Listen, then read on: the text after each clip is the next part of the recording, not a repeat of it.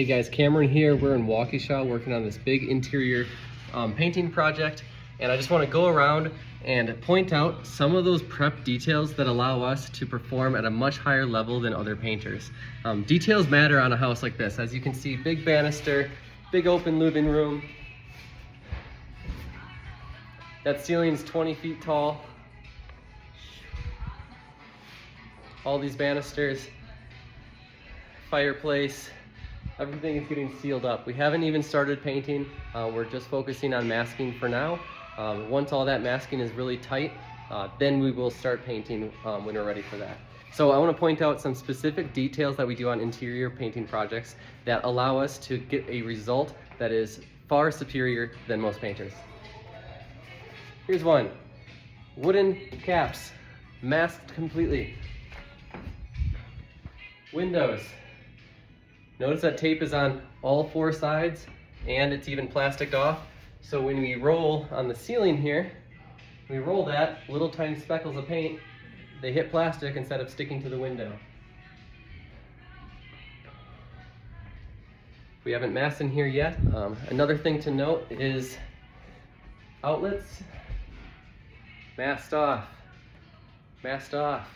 We make sure that nothing has a chance of getting paint on it if it shouldn't. All these banisters really well wrapped. We tape that bottom edge here. We also tape it around on the other side as well. Moving upstairs. More masked windows. These edges, well taped. The tape gets pressed down here. Hard to get paint on that when it's covered. We do put little tags that show what each room is. Up here, kind of neat looking. You can see how we've masked around this nice little arched banister here.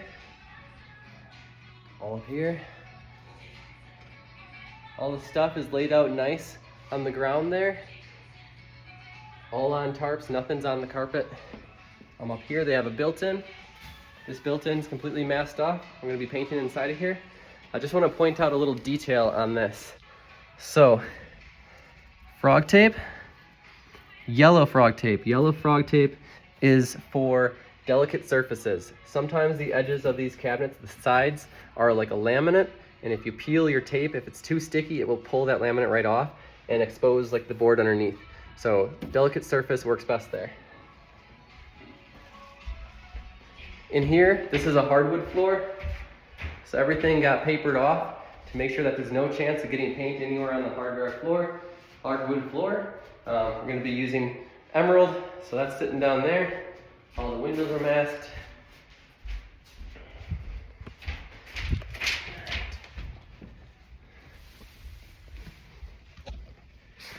Another bedroom.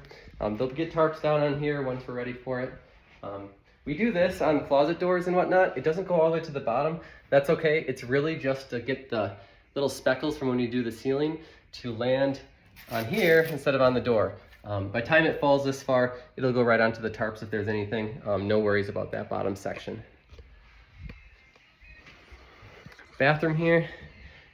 It's hard to see, but those vanities are all sealed up. And the tub, all plasticed off.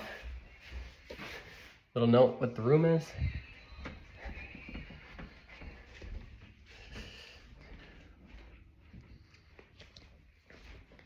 All sealed up in here.